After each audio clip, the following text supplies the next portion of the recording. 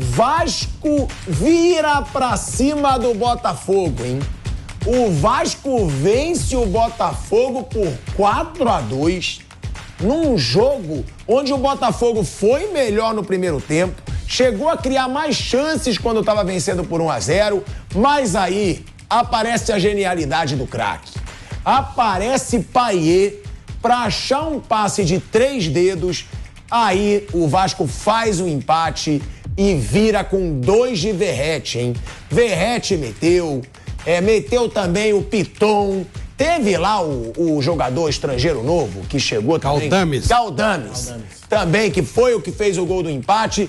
E o Botafogo dentro da sua casa, no estádio Nilton Santos, sofre a virada. O Botafogo, que vale a gente dizer, foi motivo de muita chacota no ano passado, por levar muitas viradas, muitos gols nos minutos finais, e volta a ter esses problemas, abrindo o placar, jogando bem no primeiro tempo, mas acaba enfraquecendo no segundo e levando a virada. Vamos deixar claro um negócio aqui, né, Flávio Prado? E depois eu vou passar para os outros amigos da mesa também. O Botafogo tá acostumando, né, a fazer esses papelões. Vai, começa jogando bem, abre o placar, anima a torcida, estádio Nilton Santos. De novo o Botafogo sofre uma virada e tava 4-1, Flávio. Fez o 4-2 ali, mas é papelão, né? Olha, boa tarde, Pilhado, boa tarde, amigos. É curioso isso, porque o tapetinho era a grande arma do Botafogo, lembra? Caiu no tapetinho, não sei o quê. Ele ficou... Não é que ele tava invicto lá. Ele não empatava. Ele ganhava aquela série espetacular que ele fez o ano passado. E agora nem tapetinho, nem nada. E cá entre nós, o Vasco é um time em formação. O Vasco tá catando gente até agora, né? Como é claro também, o Botafogo tá se reformulando e tal.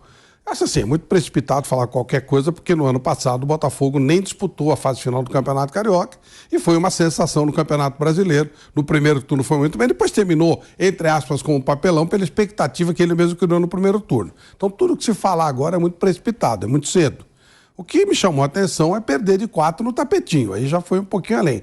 Claro que ele tomou viradas, né, de 4 e tal, mas era um outro momento, agora já deveria estar um pouquinho mais estabilizado e voltar a aproveitar uma arma forte que ele tem, né? O estádio Nilton Santos é uma grande arma que ele tem. No entanto, não rolou, não. Vamos ver, mas tem tempo, né? Tem muita coisa pela frente para acontecer. Eu digo que o campeonato, o ano esportivo nem começou ainda.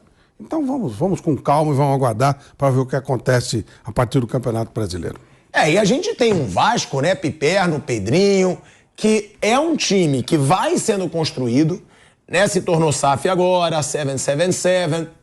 Tava decepcionando um pouco até essa rodada agora contra o Botafogo, porque se a gente for pensar, hoje, Vasco e Botafogo estavam disputando ali uma vaga para classificação, porque o Nova Iguaçu provavelmente vai conquistar uma vaga aí para semifinal. Ou seja, um dos grandões que viraram SAF, que estão com dinheiro, ou seja, não tem mais desculpinha.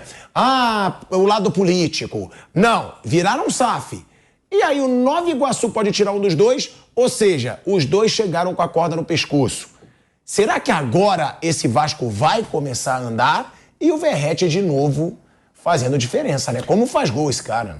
Boa noite, Pilhado, os colegas, um abraço à nossa audiência. De fato, o Verratti é o cara do Vasco, né? Mas Botafogo, mais uma vez, sendo Botafogo, né? Aliás, você sabe que outro dia eu até conjuguei o verbo botafoguear no Twitter e tal. Tem uma galera que ficou meio brava comigo, né? Qual? A do Corinthians ou a do Botafogo?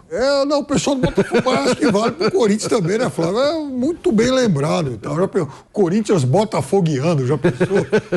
Tem muito a ver.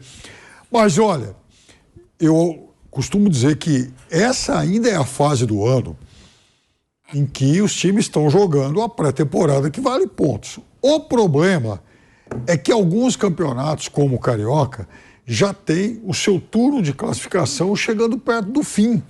Então, os times do Rio jogaram hoje a 9ª rodada. E o Botafogo e o Vasco estavam lá pendurados. E com isso, o Vasco fica mais perto da classificação do que o Botafogo. Você tem toda a razão. O Fogão cai para o 5º lugar e, pelo 2º ano seguido, né, ele corre o risco de ficar fora das semifinais. Lembrando que no meio da semana, o Botafogo ainda vai ter um jogo já pelas eliminatórias, pela segunda fase eliminatória da Copa Libertadores, lá na Bolívia, contra o Aurora. Completo hoje? Jogou com o time completo? Jogou. Porque ontem o Bragantino jogou com o time inteirinho reserva. Inteirinho. Todos eram reserva, todos. Pois é, o Botafogo. Porque vai também fazer a disputa com o Medellín, né? Sim. E o Botafogo vai jogar contra o Aurora, lá em Cochabamba, né? E jogou completo hoje? Eu vou até pegar. Tomou de 4, que maravilha, hein? Pois é, Flávio, eu vou até pegar a escalação aqui, mas. É capaz de ter poupado gente, viu? Porque... O Eduardo. Não, o Botafogo jogou titular. Jogou. Eu vi o jogo. Doideira. Titularíssimo. Jogou Tiquinho Soares, jogou Eduardo, jogou Titi, Lucas jogou Savarino. Todo mundo. Hugo, Eduardo, Parará, Soares, enfim, Tiquinho Soares, Marlon Freitas. Tietê jogou, Savarino jogou. Savarino que, por sinal, tinha um belo reforço. Savarino que estava no Galo, que jogou no Galo. O Botafogo não estava nada com o time reserva, não. Até porque esse jogo hoje era muito importante. Como eu tô falando, tudo indica que o Nova Iguaçu vai pegar uma vaga para o Novo Iguaçu é o intruso. Sim, gente, mas o Libertadores, né? Se ele for eliminado pelo Aurora, já não tem nem segundo jogo. Meu Deus. Mas é verdade. Mas, pô, se é eliminado pelo Aurora, aí nem merece continuar na Libertadores. Cochabamba é altitude. A única Aurora que eu conheço é a Boreal. Você vê lá no céu, a Aurora Boreal. Olha, meu amigo... Você vai ser abertura na TV Aurora também. Já foi lá no Cerro, agora lá televisão na Aurora diz, Pijado. Nessa época de carnaval, mas não assim, Pijado. Né? Se você fosse sincero. Não, gente, Aurora. É um jogo que Cochabamba é altitude, certo? Cochabamba dá uns 2.000 e pouquinho. Não é confortável, é viagem e tal. O time chega com essa pancada de 4 lá e tal, sei lá. Vamos ver. Vamos aguardar se foi uma escolha correta essa de jogar com o time titular, né? Porque a prioridade é Libertadores. Eu também acho. Muito boa noite, Pilhado, Flávio, Piperno, amigos aqui do Canelada. Acho que pro Vasco a grande notícia é a manutenção do Ramon Dias. Porque hoje você percebe, o Botafogo começa daquele jeito, já tem aquele gol anulado do Vitor Sá, faz 1-0 e o Vasco vira o jogo sem precisar mexer na equipe. E ele só vai mexer lá com 20 do segundo tempo. Então eu acho que talvez a grande notícia para o Vasco, já que a gente fala de SAF, geralmente SAF às vezes vem com contratações, né? A gente sabe essas operações de SAF. Eu acho que o Ramon Dias talvez seja a grande notícia aí para o torcedor vascaíno. Só no papo, só no ajuste ele acabou mexendo nessa equipe e o Vasco virou o jogo 4-1 e venceu esse Botafogo que tem um fator psicológico cada vez mais abalado. Uma pré-Libertadores, não sei se precisava poupar mesmo para enfrentar o possante Aurora. Ainda assim, perdeu para o Flamengo no clássico, já que a gente tira dos estaduais os clássicos, né? Para mim, estadual é uma pré-temporada aí de luxo. Então a gente acaba tirando, né, os clássicos aí de alguma coisa que possa servir para o restante da temporada. Então perdeu para o Flamengo por 1-0, agora perde para o Vasco jogando em casa, de virada, 4-1. Então tem que ligar o sinal de alerta, talvez aí o Botafogo já avisando aí essa pré-Libertadores, Pilhado.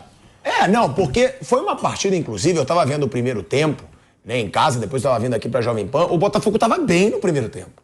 Estava bem, estava tocando a bola, estava saindo rápido. O gol do Botafogo foi um golaço. Um golaço também, que o Eduardo toca no Tiquinho, o Tiquinho ajeita e o Eduardo dá de chapa. Bonito gol.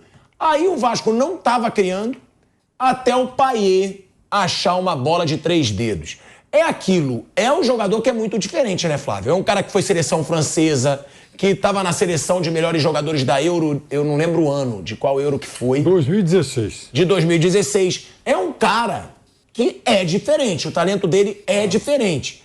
E aí, sai o primeiro gol do Vasco e com isso o Vasco cresce.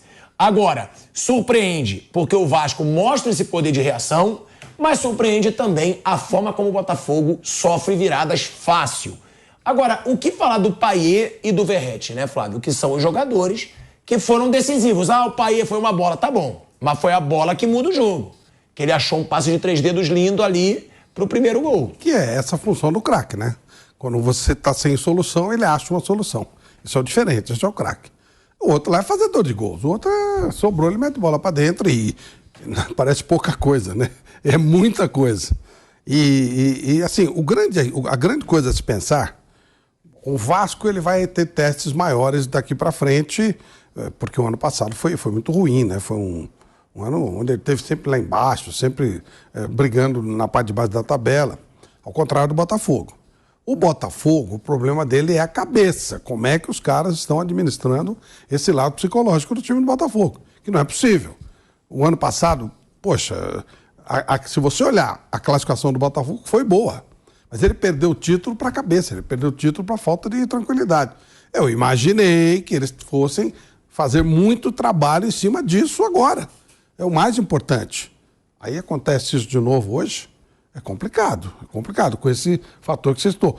Se você olhar bem, o jogo crucial para a virada do Palmeiras em cima do Botafogo no ano passado foi exatamente com o Botafogo jogando bem o primeiro tempo, vai bem até os 30 do segundo, isso. Tem aquele pênalti que o Everton pega, 3-1, seria 4-1, o Everton pega o pênalti e o Botafogo cai, desmonta.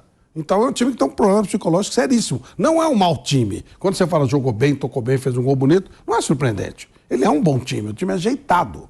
Só que ele tem medo de tudo, aí não dá, né? Não dá pra jogar futebol desse jeito. E eu falei do Ramon Dias, que o torcedor do Vasco pode ficar animado com o Ramon, que é um cara que entende de futebol, sabe motivar o elenco. Hoje ele motivou esse time do Vasco, querendo ou não, rumo à virada, porque tem time que às vezes tem esse abafo inicial, principalmente em clássico, aí já começa a mexer nas peças. Não, ele só foi fazer alteração lá pro segundo tempo.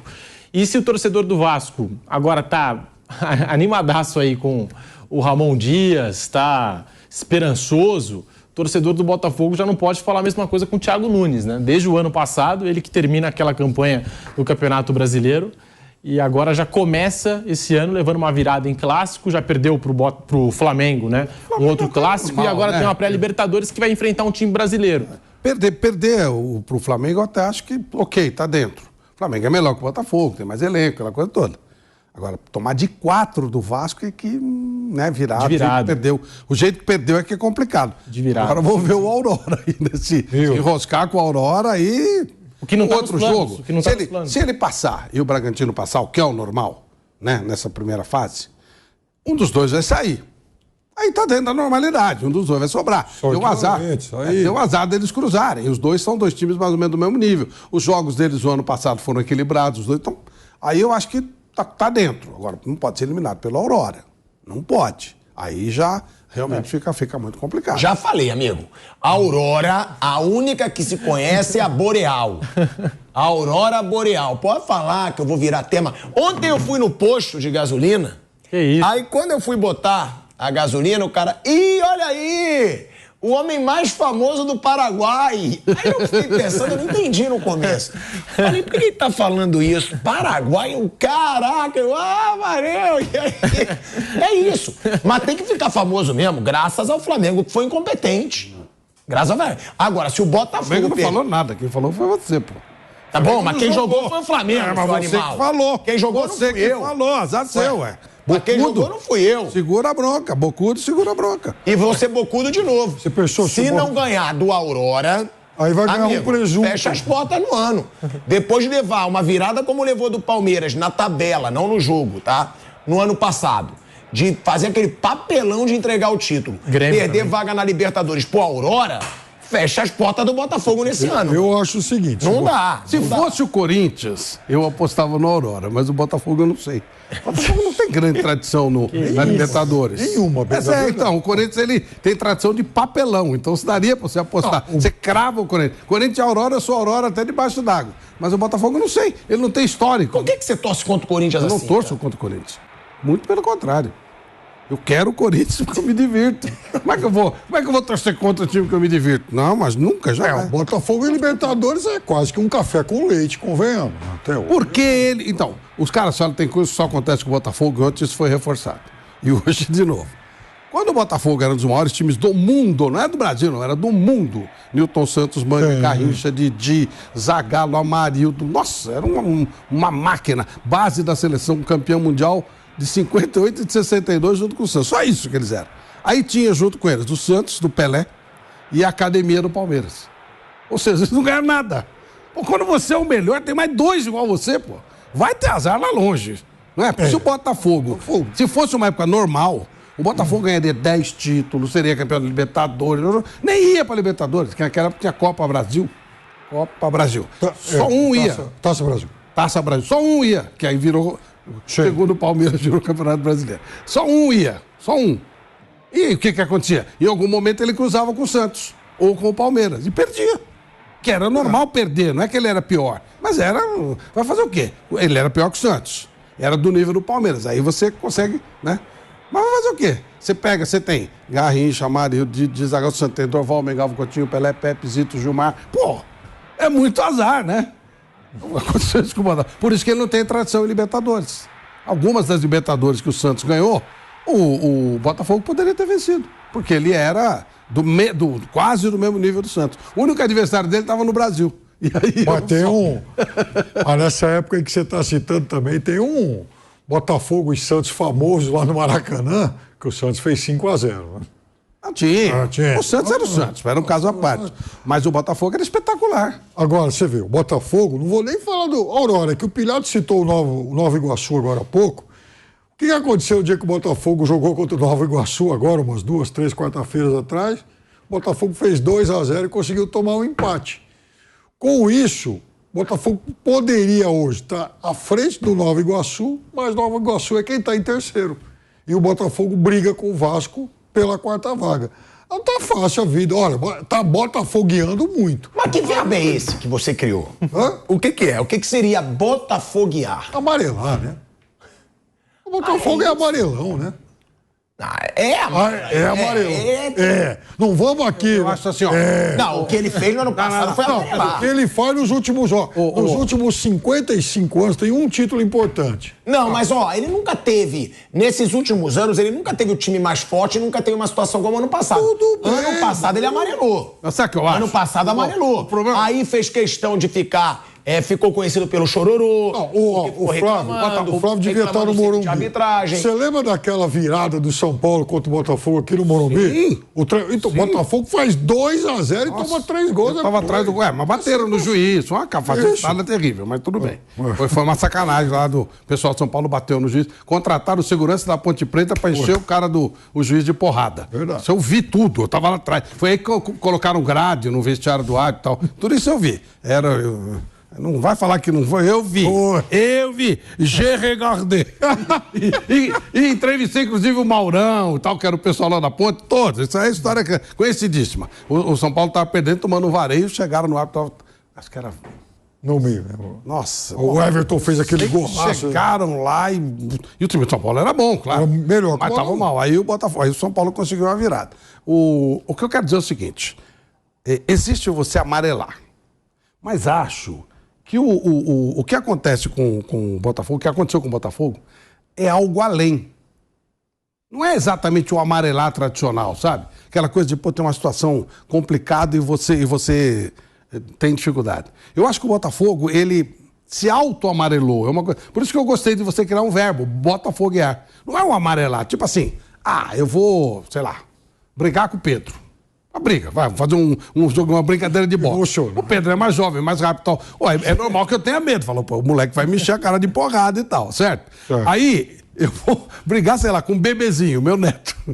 Eu já fico com medo antes. Esse é o botafoguear. Você já fica com medo antes, sem razão nenhuma. Você fica tão apavorado que você acaba perdendo pra você mesmo. Isso é o tal do botafoguear, que eu acho que... É algo além do amarelar. É amarelar sem razão, sabe aquele negócio? É meio que isso aí. Por exemplo, estava sentado exatamente onde você está hoje, o Bruno, na noite em que o Botafogo empatou com o Coritiba. Mas o Botafogo fez 1-0 já em cima da hora, o jogo acabando. O Bruno, eu aqui, o Bruno chega para mim, que estava olhando aqui outra coisa, o Bruno falou assim, gol do Botafogo, 45, 46, segundo tempo, 1-0, eu falei, acabou. E era um resultado ruim pro Palmeiras. Tinha empatado em Fortaleza e tal, aquele jogo duro. Falei, enfim, resultado ruim e tal, né? Aí a gente começando, a conversar aqui do lado, aí o Bruno baixinho assim, Coritiba empatou. O quê? Mas ninguém, como é que o Coritiba, naquela pindaíba, vai empatar com o Botafogo que podia ser campeão? Isso que eu tô falando, que é um medo. Sabe, você fica com tanto medo que você gera uma dificuldade. Medo onde você não precisa ter. 1-0, nessa altura, não tem mais jogo, velho. É igual Palmeiras e Botafogo. Não tem mais jogo, não tem jogo. Sim. É o que eu falo sempre. Sabe qual é a maior vergonha, fazendo só um parênteses, do 7-1 do Brasil? O jogo ter acabado. Cara, Um gol, 2 gols, 3. Acaba o jogo, invade o campo. É lógico. Você vai deixar tomar de 7? Joga um gato no refletor. Você acha que se isso fosse na Argentina, você acha que se o jogo fosse na Argentina, eles iam tomar de 7? Ué, eles já levaram várias goleadas, ué. Eles iam meter a porrada, mas o jogo ia acabar. Não, entrar aqui ia acabar, entra em campo. Aí você vai dizer, a FIFA não ia mais fazer Copa no Brasil. Tá bom. Mas ela faz, é só você comprar. Que bom, porque a gente só passa vergonha. Não, e você dando dinheiro certo, eles fazem, eles se acertam. Vai suspender o Brasil de Copa? Vai nada. O Brasil é atração na Copa. Isso é pipocar. Nem tiveram nem vergonha na cara de invadir o campo. Cara, tá tomando um vareio, maior vergonha da história do futebol mundial. Do esporte. O Pilhar tava lá, né? Invade, velho. O Pilhar tava lá, né? Podia ter invadido. Cara, eu sou criado. Eu poderia ter invadido. Eu sou criado no meio da várzea, velho. Não pode. Fala besteira. É? Você acha que tem que perder de 7? Tem que perder de 7. Não, tem que jogar, ué. Não jogou. Naquele papelão. Não tinha capacidade, mela. Quando você arrelia o jogo. Não tinha capacidade, é porque amarelou.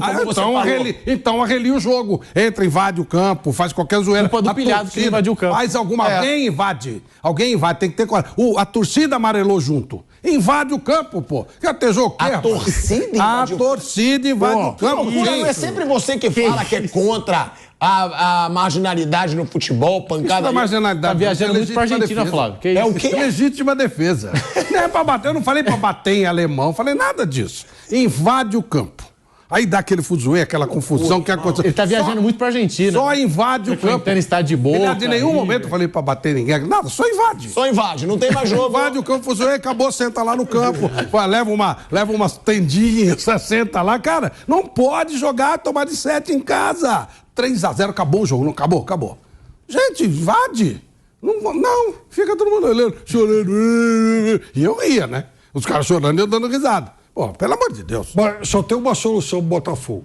Não tem mais acréscimo no segundo tempo. Porque ele toma gol no acréscimo contra o Palmeiras, contra o Flamengo, contra o Nova Iguaçu. Toma virada de todo contra o Curitiba. Tomou virada do Grêmio. Ele toma virada de todo mundo em acréscimo. Então, é o seguinte, ou então não faz o primeiro gol. Não faz o primeiro gol. Não faz o gol. Bom, Flávio, às vezes ele faz o primeiro, o segundo, o terceiro e ainda toma virada. Mas aí não faz. Tá proibido fazer gol.